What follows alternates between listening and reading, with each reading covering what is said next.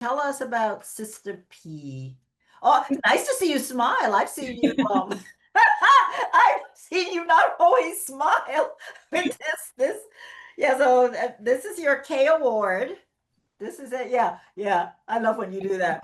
Like, in the basketball game when you just got your hands on your knees, you just like gotta take a beat. Yeah, Like, yeah, yeah, yeah, yeah.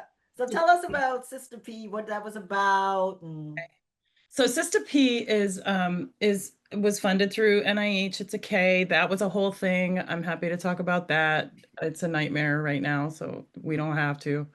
Oh, But also, but I when I landed at GW, one of the things when I moved to GW, and part of the reason why I moved to GW is because Mackie, shout out.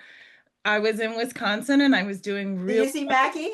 yeah, I Yeah. did. Because I only see the strip I see mostly you. I don't have, so I don't see the gallery, but I will look. Go on. I see him there. And I'm shouting him out because this is how we met, actually. I was doing work in Wisconsin in collaboration with Diverse and Resilient, which is a fantastic organization that's serving the Milwaukee community. And particularly, so anyway, long story short, I had done a campaign with them that was like one of the most amazing projects of my life. I love it so much. And it was almost killed me. And it also had legs I met all these anyway. So, but what I realized through that program, doing that program was like, yeah, we're not gonna, I don't, I'm trained in media psychology, basically, right? Like I am trained to think individual level cognitive processes, and that is not going to be sufficient here. And I definitely need training and some formalization around my ideas, my about social and structural factors. And then, like, right around that time, one of my students came running down the hall, Shawnika, you gotta see this. And it was Blending the Cake, Lisa Bowleg. Was that 2013 or 2017?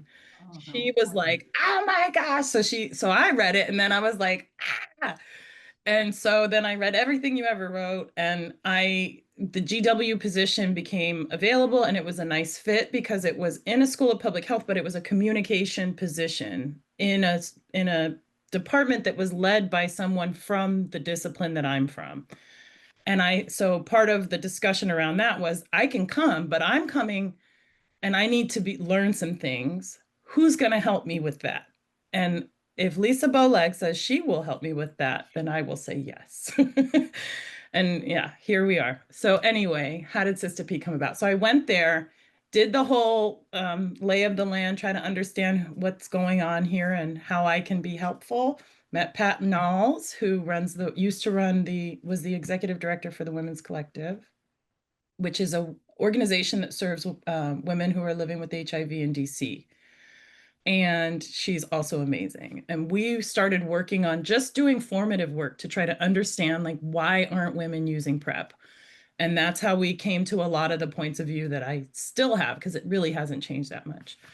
But then I started thinking, okay, because of what I was learning, it was like, okay, it's not enough to just stop there. What are we going to do next? Like, how are we going to do something about this? And I was working with like DOH, they were doing a PrEP for Women campaign. I was doing all these like talks and things around, and I somebody said something to me about this compendium. I had never seen the compendium of evidence-based interventions. I wasn't trained in public health. I was trained in communication.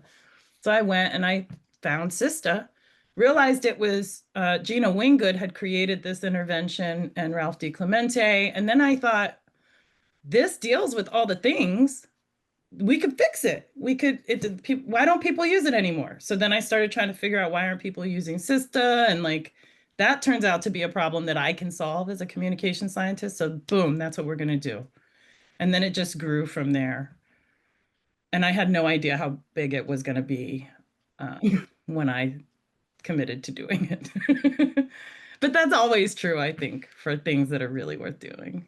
Yeah. And so where is it now? Okay, so we the short answer is has been piloted. We built it. Oh, there's a really important middle part here.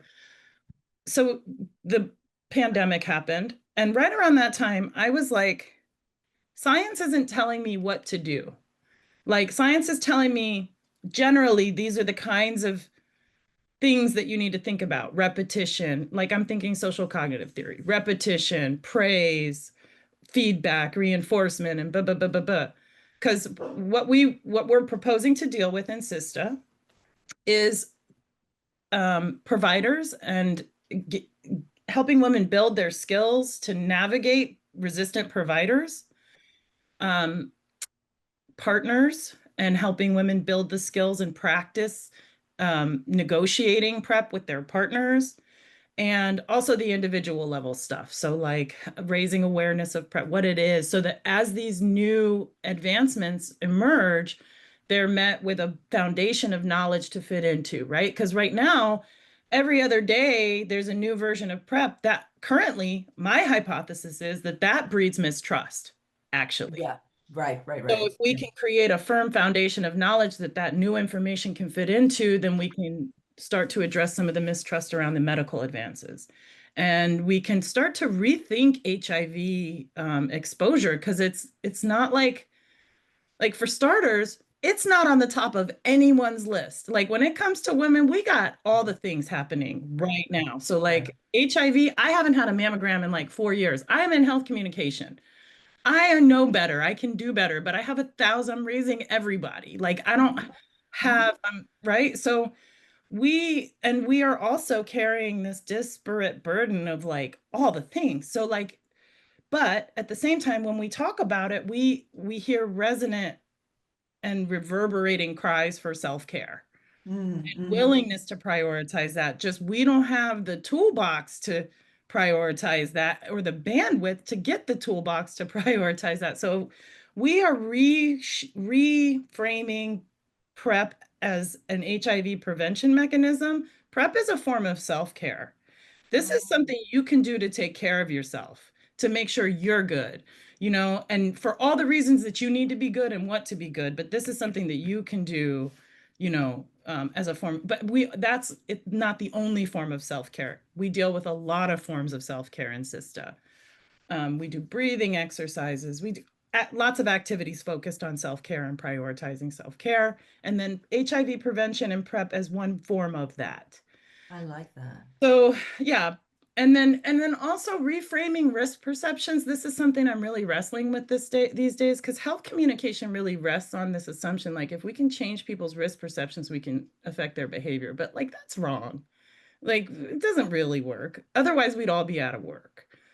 I think I think we need to rethink, and I'm not the only one. There's this beautiful campaign that, like, a lot of people, who many people in this room probably consulted on, that Vive has launched, about like reasons rather than risk. I think it was beautiful. But like, we're thinking about risk is, it's not just about what you do. You could do the same thing in Nebraska and be quite all right. Right, It's also right. about where you are, and you Right. have Context. control over a lot of that. So Yeah. if we spend a lot of time talking about that, because these systems being piloted in communities where prevalence is high. So talking about that is very relevant to people. And so sort of, because we're not going to, no words I can tell you are going to change the fact that PrEP use is stigmatized in your world. But if you think about it as something differently, then it creates a kind of armor around that stigma. Say what you want, bruv. I know what I'm doing. For me, I'm on this path that is focused on self-care.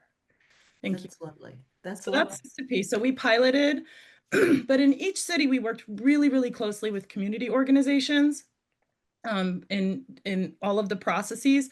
But I need to give a shout out to the team, because I was able to find one of the original master trainers from the original SISTA program, Dana Williams, who is the executive director of the Community Wellness Project in St. Louis.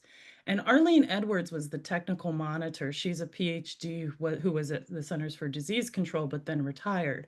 So they worked together with me, and Jamila Ship was a SISTA facilitator, and she is also working with me on how to develop the program, because as I started to say earlier, we don't have direction on what the activities should be, Hmm. right?